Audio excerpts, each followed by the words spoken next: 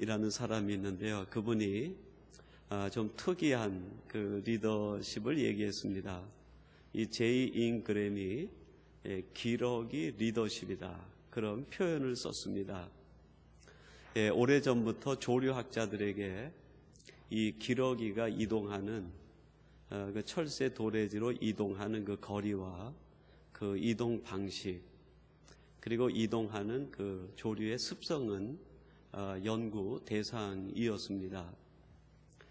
철새 중에서 가장 멀리 이동하는 철새가 그 중에 하나가 기러기라고 합니다. 보통 한 번 이동할 때 1만 킬로에서 1만 2천 킬로 가까운 거리를 도래지를 찾아서 이동한다고 합니다. 그 거리를 서울과 부산 거리로 환산하면 약 25배 왕복하는 그런 거리가 되는 거죠. 그리고 지구 둘레로 표현하면 약 3분의 1에 해당하는 그 긴 거리를 이 기러기들이 철새 도래지로 삼고 이동하는 거리라고 합니다. 그 긴 거리를 어떻게 비행할까? 그리고 그 V자 형태를 지으면서 날아가는 그 모습에는 어떤 비밀이 담겨 있는가?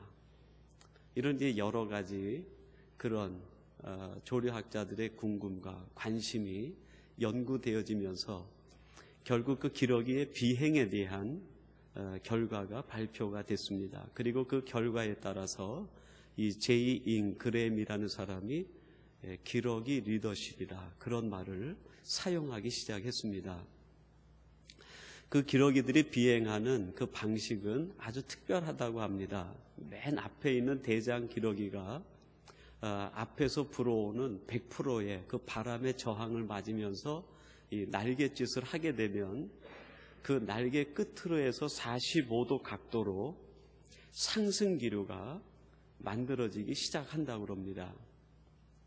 그러면 그 다음 열에 있는 두 번째 줄에 있는 기러기들이 대장 기러기의 날갯짓에 맞춰서 그 상승 기류를 타면서 날갯짓을 하게 되면 처음 부딪히는 바람의 저항은 100%인데 그 두 번째 열에 있는 그 기러기들이 부딪히는 바람의 저항은 30%가 절감된 그 저항을 받으면서 날갯짓을 하게 된다는 거예요.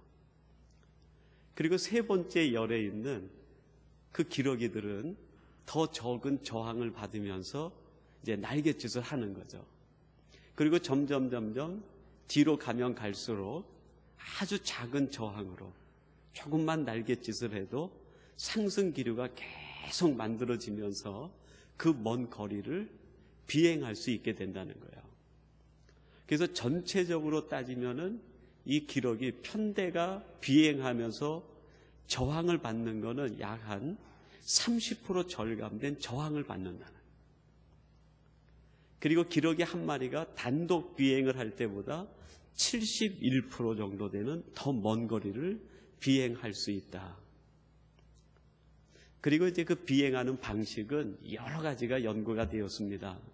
앞에 있는 대장 기러기가 힘차게 날갯짓을 하다가 지치면은 그 대장 기러기를 보호하기 위해서 그 나중 후진에다가 그 대장 기러기를 세운다는 거예요.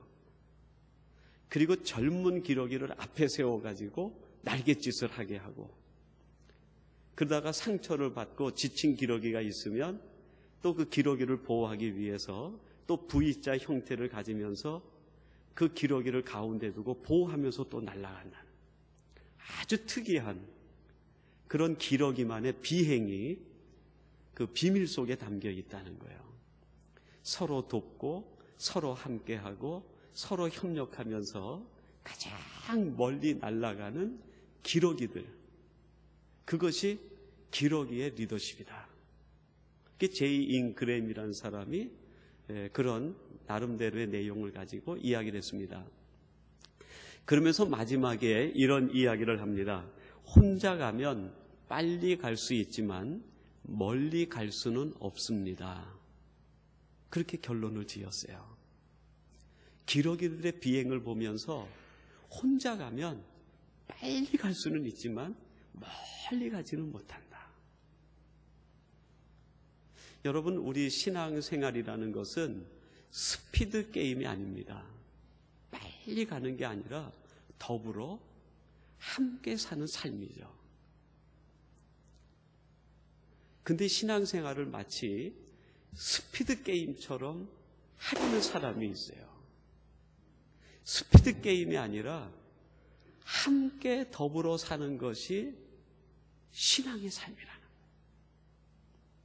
신앙생활은 혼자 영웅이 되고 독보적인 존재가 되는 것이 아니라 서로 협력하고 일치를 이루고 하나가 되면서 조화를 이루는 게 신앙생활이에요. 신앙생활은 그 누군가와 경쟁해가지고 이기는 것이 목적이 아니라 하나님의 뜻을 헤아려서 하나님의 뜻을 이곳에 이루어지게 하는 것. 그것이 신앙생활의 본질이 돼야 된다는. 때로는 교회와 교회를 보면 하나님의 뜻을 이루기 위해서 그 교회에 주신 은사를 잘 발견해가지고 그것을 통해서 하나님의 뜻을 이루기보다는 주변에 있는 이웃 교회와 경쟁하듯이 교회 생활하고 또 신앙생활을 하는 경우들을 종종 보게 됩니다. 신앙생활은 스피드 게임도 아니다. 신앙생활을 통해서 내가 독보적인 존재, 영웅이 되는 것도 아니다. 신앙생활은 결코 그 누군가가 겨루어서 승자가 되는 것도 아니다. 신앙생활은 서로가 합력하여 하나님의 나라를 이루고 서로를 도와 일치를 만들어가면서 그 속에서 하나님이 진정 기뻐하시는 것이 무엇인지 그것을 생각하며 자기를 다듬어 가는 것이 진정한 성도의 삶이고 신앙생활의 가장 중요한 가치라는 거예요. 이거를 놓치고 이거를 망각하면 결국 우리는 신앙생활이라는 이름으로 얼마나 많은 혼란을 초래하게 되는지 모릅니다. 내 신앙생활의 위치를 어디에 두고 내 신앙의 방향을 어디에 두고 살아가야 되는지도 모르는 신앙의 혼란과 신앙의 무질서가 찾아올 수 있어요. 여러분, 오늘 우리들이 읽은 성경 본문 말씀은 사도행전 12장 마지막 부분에 해당하는 요절입니다. 사도행전 전체는 28장까지 되어 있는데 많은 성경학자들이 사도행전을 두 부분으로 나누게 돼요. 첫 부분이 사도행전 1장부터 12장까지입니다. 그리고 13장부터 마지막 28장까지가 두 번째 부분으로 되어 있어요. 앞에가 1부, 13장부터가 2부라고 할 수 있어요. 1장부터 12장까지는 배경은 예루살렘 중심입니다. 활동하는 사람들은 12사도 중심이에요. 그리고 히브리 크리스찬들이 중심이 돼가지고 예루살렘, 유대, 사마리아까지 복음을 확장시켜 나가는 이야기가 12장까지 기록이 돼요. 그리고 13장부터는 무대가 바뀌어요. 복음이 전해지는 무대가 예루살렘이 아니라 완전히 이방 지역인 안디옥을 거점으로 해서 소아시아, 그리스 아테네까지, 먼 고린도, 데살로니가, 빌립보까지 복음이 전해지는 환경이 바뀌고 무대가 바뀌고 복음을 전하는 주인공들이 바뀌는데 바울을 중심으로 한 바나바, 사울, 디모데 이런 사람들이 제2의 사도의 역할을 하면서 복음을 전해가기 시작합니다. 그 중간에 끼어있는 성경 본문이 오늘 우리가 함께 읽은 12장 24절과 25절 말씀이에요. 그런 의미에서 여러분 25절을 한 번 더 주목하시고 들어보시기 바랍니다. 제가 봉독해 드리겠습니다. 바나바와 사울이 부조의 일을 마치고 마가라 하는 요한을 데리고 예루살렘에서 돌아오니라. 여러분, 이 12장 25절에 나오는 그 말씀 내용 중에 중심 인물이 바울이라는 예전의 이름 사울의 이름을 가진 사람이 거기에 나옵니다. 근데 13장에 이르게 되면 안디옥 교회에서 정식으로 선교 파송을 받고 이 바울이 이제 안디옥 교회를 중심으로 해서 이방 세계로 복음을 전해 나가기 시작합니다. 근데 이런 바울과 바나바가 안디옥 교회가 모금한 구제 헌금을 가지고 예루살렘 교회에 흉년이 들었다는 이야기를 듣고 그 금액을 전달하기 위해서 예루살렘에 올라갔던 것이 12장의 배경으로 들어가 있어요.